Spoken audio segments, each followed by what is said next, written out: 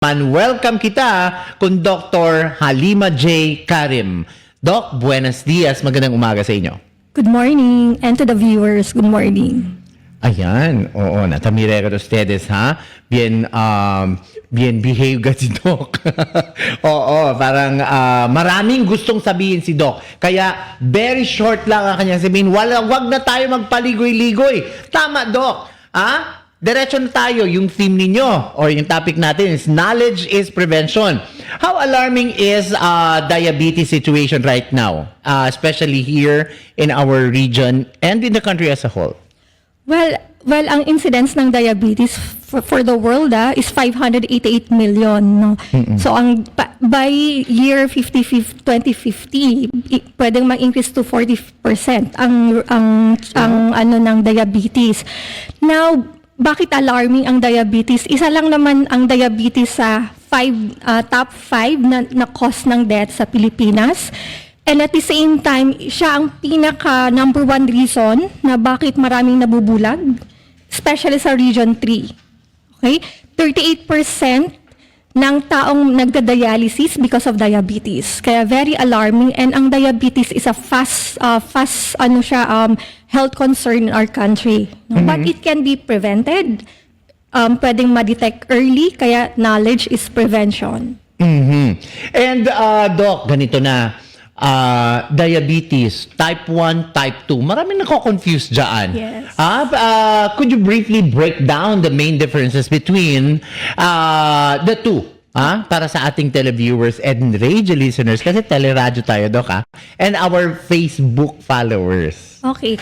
Now, ang difference between type 1 and type 2, ang type 1 diabetes, it's an autoimmune. Ibig sabihin, immune system mo yung naninira sa pancreas, yung paggawaan ng insulin. So, usually, nakikita siya sa mga bata, no?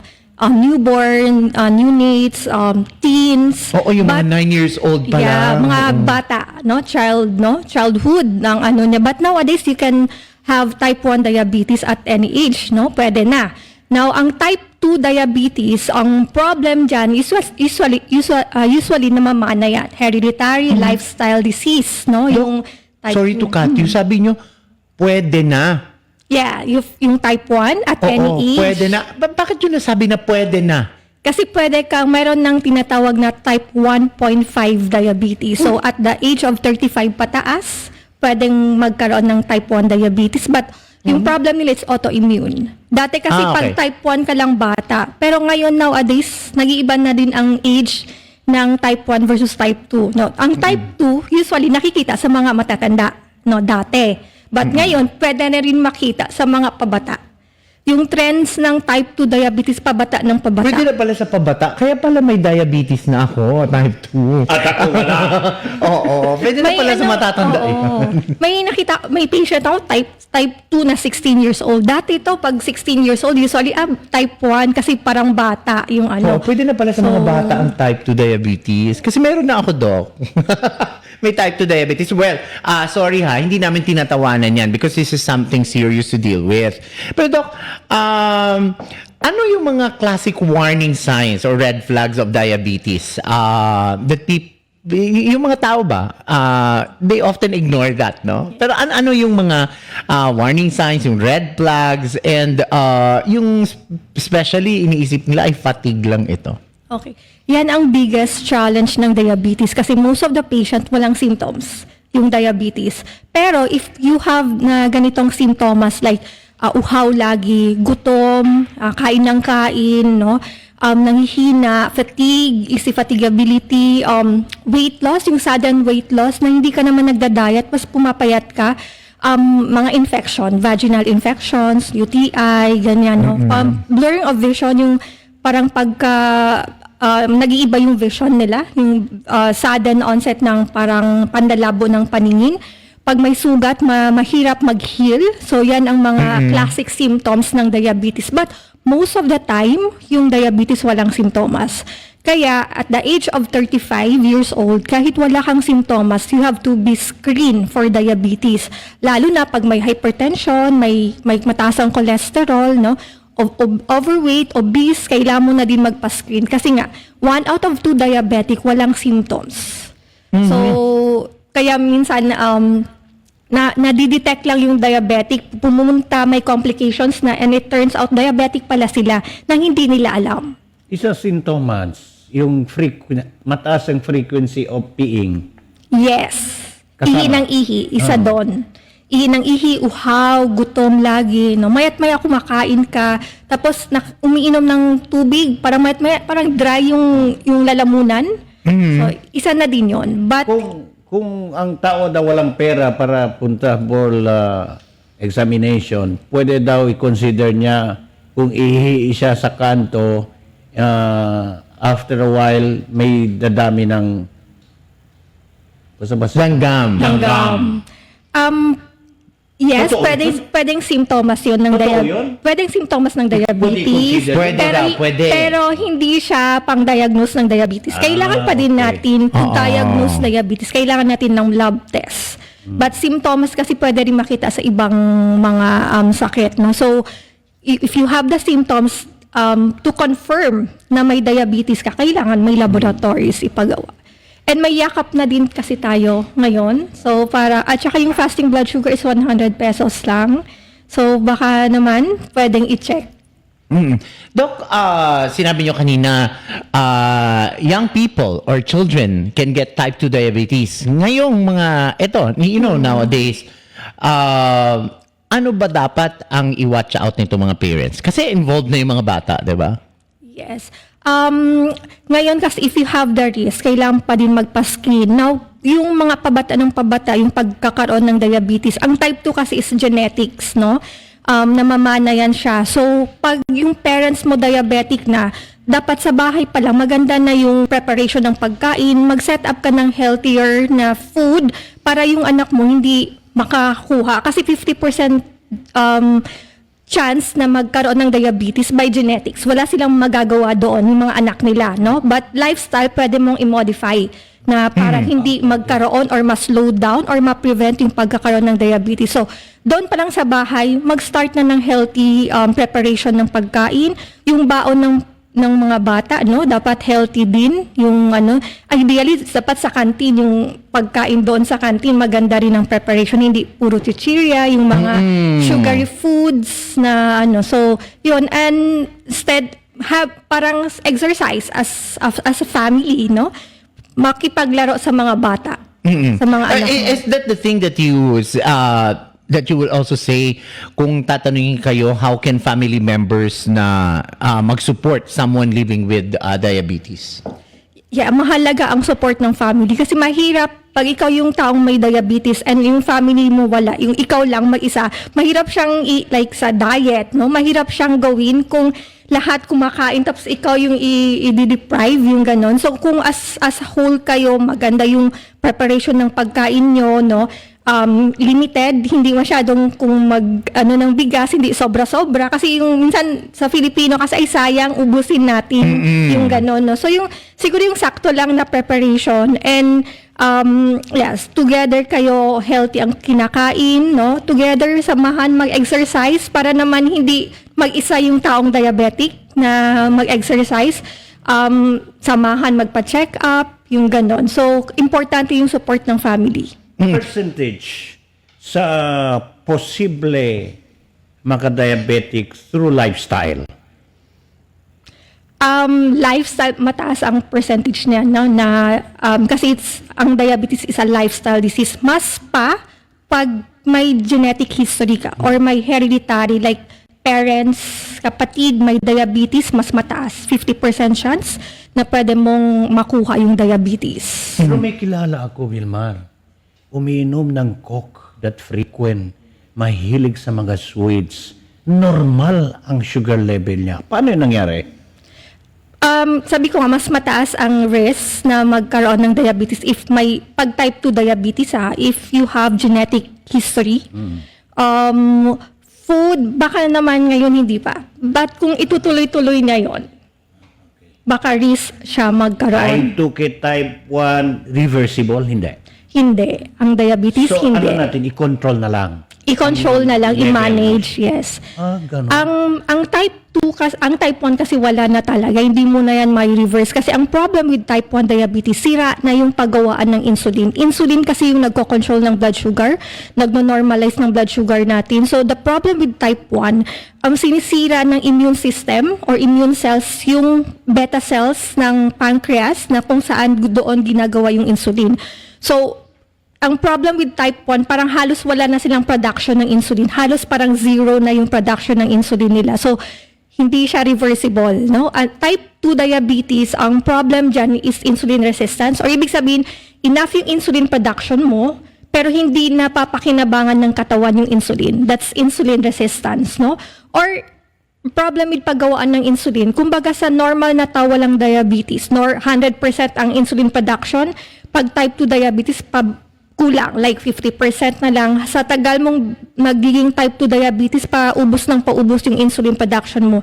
Halos parang magiging type 1 na ang itsura mo, no? Kung matagal uncontrolled ang type 2 diabetes. So, paubos Okay. ang insulin production. That is kung matagal na uncontrolled siya. Uncontrolled. So, ang diabetes is irreversible, but sa type 2, nakikita nila pagka medyo maganda yung lifestyle, some of the patient, not all, some of the patient, minsan na-remission if maganda ang lifestyle, diet, exercise. Ako, I could attest to that. Yung, Akel ba no? Sabi to control dito yung kumida, kung marunong ko mag-control, kung may disiplina ka rin sa pagkain. Eto, dito na ako papasok, Doc. Kasi eto, tanong din ng karamihan. May mga certain traditional Filipino food ba o mga sweet habits that we need to moderate to protect our blood sugar levels? Actually, sa diet, walang best diet for diabetes. So, ang ginagawa namin pag mag-explain about diet is ginagamit namin yung pinggang Pinoy, no? Yung 9-inch plate, mas madami ang gusto namin, mas madami ang gulay. Kesa sa mga sugary na food, no? Pero effective ba? Una daw si fiber. Damihan ng fiber. Tapos huli na to si carb. Yes, idea dapat gano'n. Di ba sa ibang bansa, last yung rice, right? Yung Carb. usually yung parang mga vegetables mo lang binibigay sa'yo. So, sa diet, yung ginagamit namin pang-instruct sa diabetic patients, yung half ng plate mo is more gulay, 1/4 lang yung proteins, no? Isda, beef, manok, no? And then, 1 cup of rice lang. Yung cup na sakto lang, kasi baka sabihin niyo, 1 cup naman ang rice ko, Dok, pero ang laki ng cup, no? Yung saktong cup lang. So, Pero, more of gulay. Sugary foods, iniiwasan natin like Coke, na mga juices, lalo na yung mga Tetra Pak na juices. Mataas yan sa sugar.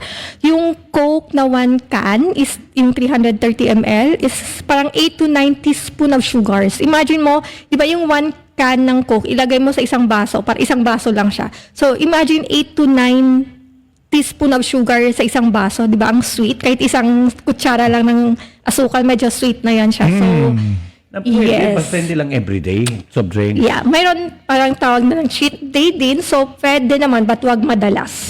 ako the way I do, the way I cheat, Doc, is kung hindi na talaga, gusto ko ma-taste yung Coke, magkon lang. So, siguro isang ganon. Pero hindi yung cup. Yeah, yung tikim lang. Oo, parang asa lang ba? Yung basain mo lang Yes. talaga yung ano. Sige, naka-Coke na ako. Tapos na. Yes. One or two na ganon. Tapos, hindi talaga yung buo. Never, hindi ko lang alam. Parang hindi ko kaya. Hindi ko rin kaya. Ever since naman, kahit wala pa ako diabetes, takot na rin ako talaga sa Coke. Dahil may aftertaste at parang iba sa taong ko. So, good na lang for me. Now, since, Doc, prevention is the key, what practical changes in diet and daily physical activity can a person start starting today? No? Okay. So, to keep diabetes at bay. move every day, no? So, walk at least 30 minutes in a day or 150 in a week, no? Kahit walking lang, dancing, gardening, kung may house chores, play with your kids. It's a form of exercise. Also, if may like nasa 3rd floor ka, instead of elevator or escalator, hagdan na lang. Yes. Yung mga simple lang na pwedeng gumalaw pag nasa office ka, after 30 minutes, tayo-tayo, walk lang, no? Ikot-ikot ka lang dyan. So, kahit ganun kasimple, at least gumagalaw. The trend in social media is i-move daw si calf muscles because doon daw, kesyo ganon, 5-10 minutes daw, itaas baba yung paa, have you seen that, Doc? Yes, Napanood yes. niyo yun? Oo. Totoo ba yun? Yeah, basta gumagalaw. Okay. Totoo yun. Oo. Pwede daw bumaba to 50% something na. Lalo na pag nag-lose ka ng weight, 5 to 10% body weight loss, malaki ang improvement sa labs mo, sa sugar, sa cholesterol, sa BP. Talaga ha? Oo, sige, Doc. Tapos, the importance of check-up, Doc. Sige, ikuha na natin yung kahit simple blood screening test, especially doon sa mga may family history. Okay. So, diabetes can be silent, no? Sabi ko nga, most of the patient walang simptomas. So, pag iaasahan mo yung symptoms, mahirap mong i-detect yung diabetes. So, at the age of 35 years old, lalo na kung may one of the risk factor kayo like overweight, obese, no, may hypertension, may cholesterol, mataas ang cholesterol, pag babae kayo, may history kayo ng gestational diabetes, yung pagkakaroon ng pagtaas ng blood sugar during pagbubuntis, no? Magpa-screen na, no? Hindi naman kamahalan yung blood test na pang-diagnose ng diabetes. Lalo na pag may family history, mas earlier, even walang simptomas. Lalo na pag may symptoms kayo ng parang tinatawag nilang 3Ps, uhaw, gutom lagi, wag i-attribute sa panahon or like baka busy ako kaya uhaw ako, yung ganun, no? So, uhaw, gutom, ihi ng ihi, yung nadidisturb na yung tulog mo, kakaihi, no? Biglang pumapayat nang hindi ka naman nagda-diet, nang walang reason bakit ka pumayat, no? So, you have to screen for this, no? Lalo na kung may sugat na mahirap mag-heal, madalas nagkakaroon ng infection na madalas nag-UTI, or pneumonia, yung mga ganon. So, magpa-screen for diabetes. Kasi, itong diabetes, may complications. So, kailangan maagapan, lalo na pag mataas ang risk sa family na may diabetes at the age of 35. Ang danger yung complication. Complications. Yung vital Yung organs mo. complications natin, pwede niyang affected yung maliliit na ugat at malalaking ugat. So, ano ba yung maliliit na ugat? Yun ang una niyang maapektuhan because of diabetes, like ugat ng mata, no? So, pagkabulag, no? Retinopathy. At the same time, yung kidney, maliliit ang ugat ng kidney, no? Nephropathy. So, pwedeng humantong sa pag-dialysis, no? Pag hindi na-control yung diabetes. At the same time, yung mga ugat sa mga paa, kamay, no? Neuropathy, yung pamamanhid, tusok-tusok ng kamay, yan usually ang common na presentation ng diabetic neuropathy na lalo na pag uncontrolled ang diabetes. So, ang malalaking ugat, yung pagkakaroon ng stroke, no? Mabarahan niya yung ugat sa utak at saka yung pagkakaroon ng heart attack, no? Yung bara doon sa heart. So yun yung malalaking ugat sa na affected because of diabetes. So pwedeng Ito gusto ko malaman dito ni Vilmar. Isa sa mga effect magkaroon ng erectile dysfunction. yes, isa din yan sa mga signs and symptoms or complications ng uncontrolled diabetes, yung erectile dysfunction. Isa siya. Yan ang, actually nga, sa mga joke namin na takutin mo na yung patient, ay sir, pag hindi mo na-control yung diabetes, pwede ka magkaroon pwede mag-dialysis, mabulag, ganyan, ma-stroke, mag-heart Walang attack. Wala masyado, pero pag yun ang panakot mo, sir, pagka hindi mo kinontrol ang diabetes, yan, hindi tatayo. Yung mga ganun, pwede ka magkaroon ng erectile dysfunction, matatakot. Oo, kasi yung mga syempre, di ba? kalalakihan. After all this time, you could be, oo, yung pala yung magiging epekto. Sige na, magbe-behave na ako. Di ba? Now, Pero wala ka namang diabetes, di ba? of course. Okay. For now, meron ka na. Yung tao meron na. Ha? At to avoid these complications, sinabi mo, for me to last long dito sa mundong ibabaw. Oo. Or, i-connect ko na rin yung question ko, Doc. For those who are already diagnosed, no, with diabetes, ano yung mga biggest misconception about managing the condition and yung kailangan talaga i-correct? Okay, usually ang misconceptions nila parang sometimes may patient na, Doc, baka kaya ng lifestyle din, no? But kung diabetic ka na, kailangan mo may gamot. And pag nag-start ka ng gamot, marami kasing mga naririnig sila, even family members na, Doc, baka masira yung bato ko because of metformin. Marami akong naririnig na parang nakakasira daw ng bato yung metformin. No, it's not. No, ang metformin matagal na yan matagal na yan ginawa, matagal na yan gamot for diabetes, ilang decades na yan in the market, no? Ang metformin hindi nakakasira ng bato or ng kidney, pero ang uncontrolled diabetes ang nakakasira ng kidney. Hindi lang kidney ang sisirain niya, pati ibang organ system, no? If ever may side effect man yung gamot, it's something percent lang yan siya. Pero yung pagiging sa takot mong uminom ng gamot kasi baka masira yung bato mo, pero hindi ka aware doon sa taas ng blood sugar mo na hindi mo nako-control because hindi ka umiinom, because of the taas na blood sugar, yan ang nagkakos ng complications sa'yo. Hindi lang bato, pwedeng mag-stroke, pwedeng mag-heart attack, no? So, if ever man mataas ang problem with kidney, like nagkaroon ka na ng kidney problem because of uncontrolled diabetes, ina-adjust yung gamot. May mga gamot na ina-adjust, but not because of the gamot dahil na sisira yung kidney nila. Kailan yung pasyente oral lang? Kailan naman nakikita ko nag-inject na? Okay. Anong sitwasyon doon? Diferensya? For type 1 diabetes, insulin talaga yung gamot Type sa 1? kanila. For type 1 diabetes, insulin. Wala pang tablet for type 1 diabetes because ang problem sa kanila is insulin. Wala na silang insulin production. Now, yung type 2 diabetes, pwede mo pang umpisahan ng tablet. Pag hindi kaya ng tablet, saka mag-i-insulin. So, pero pag yung type 2 diabetes, pumunta sa'yo napakataas ang blood sugar, 500, 600, 300 pataas, madalas, no?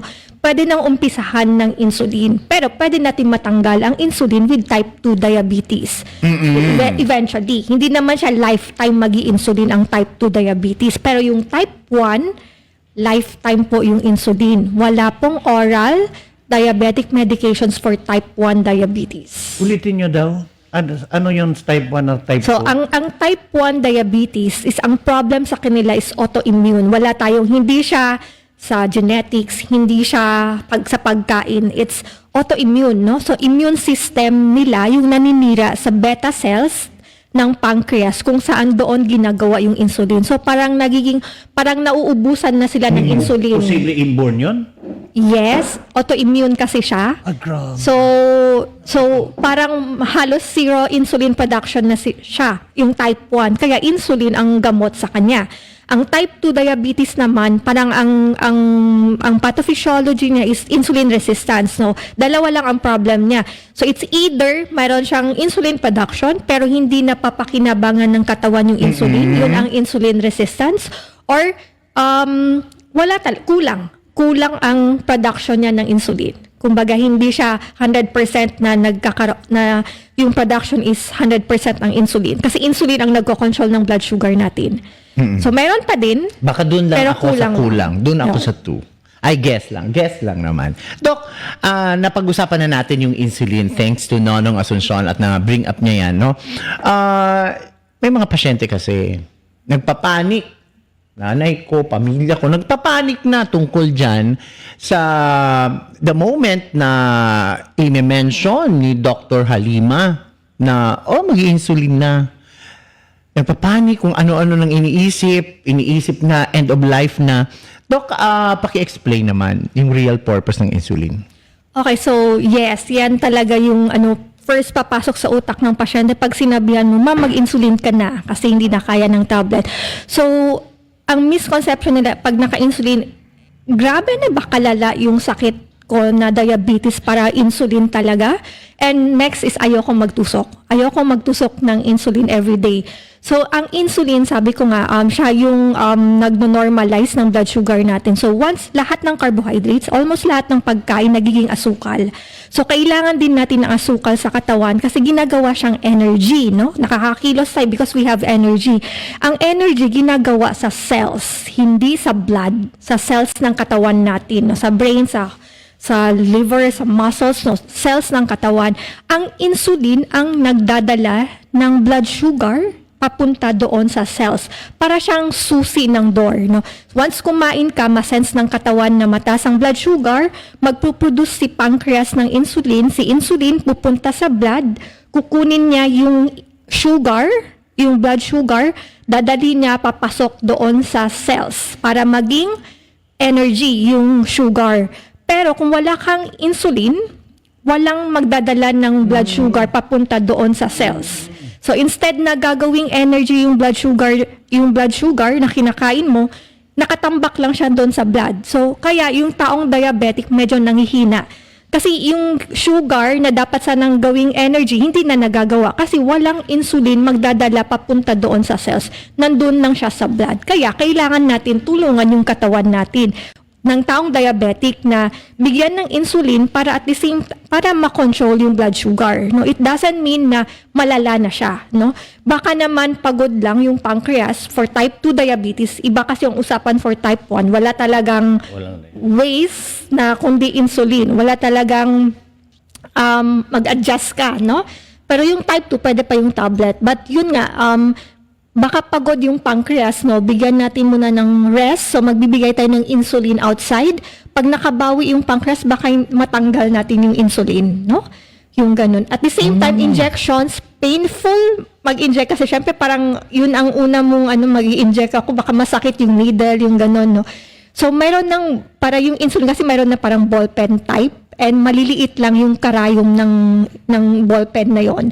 So, hindi siya masakit. Hindi siya masakit. Nag-try kami mag-inject para maramdaman namin yung pakiramdam ng pasyente. Hindi siya masakit. Mas masakit pa yung mag-check ng blood sugar. Mm-hmm. So may mga ways na to ease the Yung sa type 2, posible mag-stop yung maintenance mo following yung proper diet, lifestyle mo corrected na pwede tanggalin? Dati kasi pag diabetes, wala talagang cure, no? Hindi siya natatanggal. Hindi siya parang infection na binigyan mo ng antibiotics, okay ka na. Hindi ganun ang diabetes, no? It's a lifetime disease, no? Kailangan pa rin may gamot, but ngayon, yung trends ngayon na some patient not all diabetics na pwedeng tanggalin yung gamot. So, pag maganda yung lifestyle, malaki yung weight loss mo, active, may mga nagre-remission. But some, not all. Eto, Doc. Ang daming tao dyan sa online. Talagang they swear by a certain herbal supplements na may magic na nagka-claim na nagko-cure ng diabetes. Ano po yung medical take nyo on this alternative remedies? Okay, herbal medications kasi hindi namin ina-advise. Maraming mga milk, kung ano-ano nang lumalabas na treatment. So, hindi yan dumaan ng FDA, hindi yan hindi dumaan sa masusing process, yung mga herbal medications. So, hindi namin advise at mas maganda pa rin yung prescribe ng doktor kasi pinag-aralan yan, titingnan kung effective ba yung gamot, anong side effect ng gamot. So, dumaan yan sa masusing process para alamin kung effective ba siya, harmful ba siya, ano ba yung side effect niya. Unlike yung herbal supplements, hindi natin alam kung ano ba yung ingredients niya na pwedeng makatanggal ng diabetes, no? So, hindi siya FDA approved. Hindi siya dumaan sa process. Doc, eto pa, may mga common belief tungkol dyan sa brown rice. Or avoiding white rice means will completely make you safe from diabetes. Is that true? Or yung portion pa rin, portion control pa rin ang matter. Portion control pa din. Even brown rice, ang ano lang sa brown rice, low glycemic index lang siya, no? Mas less siya kesa sa white rice, but still 1 cup pa din. Even brown rice, may sugar pa din yan. Na ano, so high fiber lang ang mas add-on sa brown rice, and yun, low glycemic index lang ang brown rice as compared to white rice, but still 1 cup pa din in-advise namin kahit brown rice yung patient. Eto, dito tayo sa complications and long-term health, ha. If left untreated or poorly managed, what are the long-term complications? Ikuan lang natin. I know in the previous mga questions, Doc, na mention nyo na, no? Pero ikuan lang natin. Iklaro lang talaga natin sa ating mga pasyente at sa mga matitigas na ulo na alam na nila may diabetes sila, pero yung pa rin, ha? My friend, Richelle Thomas Yap, ingat tayo, ha? What are the long-term complications ng diabetes na yung mga pasyente na kailangan i-watch out? Affecting organs like kidneys, yung mata, sabi nyo kanina, or nerves. Okay, so balik tayo doon sa type 1, type 2. No? Ang type 2 diabetes kasi it's a chronic disease. So before you know, matagal na yan meron sa katawan mo. 5 to 10 years ago, meron ka ng type 2 diabetes before you know it. So nung nalaman mo, wag mo nang pabayaan because ang complications, it can happen especially more than 5 years na may diabetes ka. No? Let's say 5 years na yung duration ng diabetes mo, hindi lang yun 5 years. More than 5 years na. Kasi from the time you diagnose may diabetes ka, meron ka na dati. Kasi slow ang pag-onset ng type 2 diabetes. So, and hindi lang kasi kailangan pa maging matagal ang pagkakaroon ng diabetes saka ako magkakaroon ng complications. No, it can happen anytime. Because nga, before you know it na may type 2 diabetes ka, 5 to 10 years ago meron na. So matagal nang meron kang diabetes, no? More so pa, lalo na pag 5 years na onwards, mas dyan na dumarating yung complications, especially pag uncontrolled ang diabetes mo. So pwede kang magkaroon ng stroke, heart attack, no? Because of diabetes. Pagkabulag, yan ang number 1 reason ng blindness, ang diabetes. Humantong pagkasira ng bato, no? Humantong sa pag-dialysis. Yan din ang most common, ang diabetes, ang most common reasons bakit nagda-dialysis ang isang patient. Okay, pagkakaroon ng neuropathy, yung tusok-tusok, namamanhid, yung paa, kamay, pagbabara doon sa ugat ng mga paa, no? Pagka nasugatan yan ng konti lang, like mga pimple size lang, biglang lumaki, hindi mo alam, 1 to 2 weeks, biglang lumaki, biglang umitim, hahantong sa amputation, no?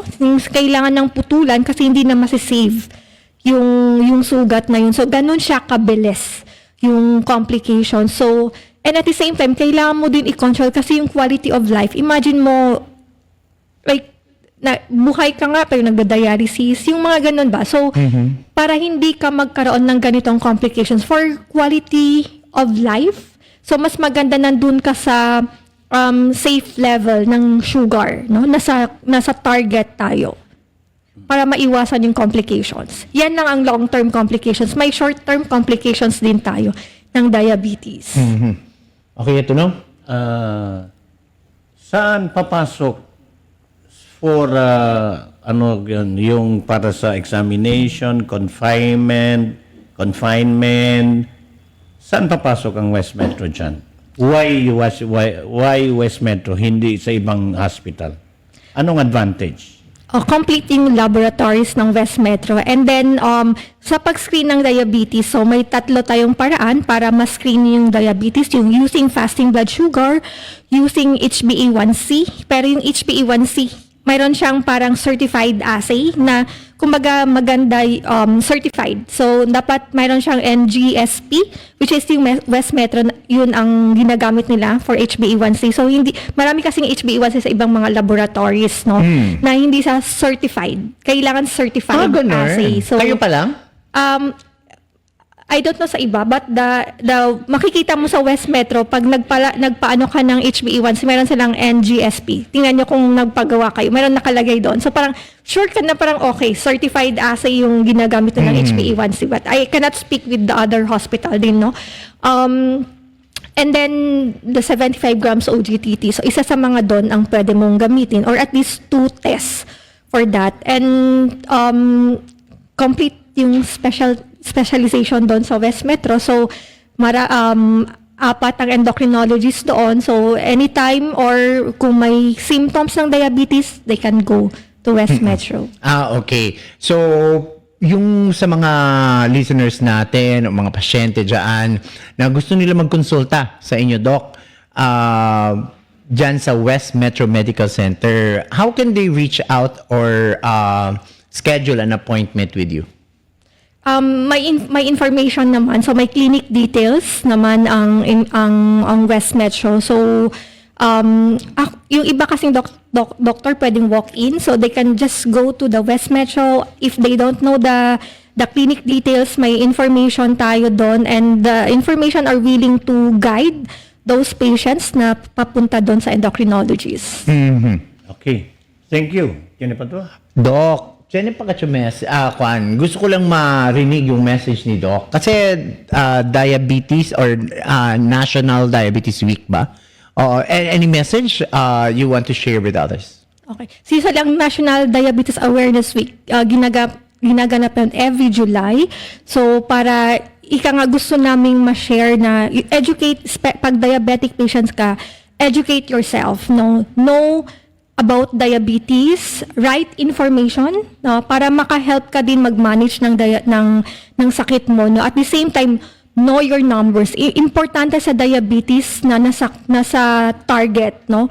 We treat numbers, hindi siya katulad ng ibang sakit. So, know your numbers, know your blood sugar, your blood pressure, your cholesterol. Sa pag-prevent kasi ng complications, hindi enough lang yung i-control mo yung sugar. Pag hypertensive ka kasi, kailangan mo din maayos ang BP mo, cholesterol mo.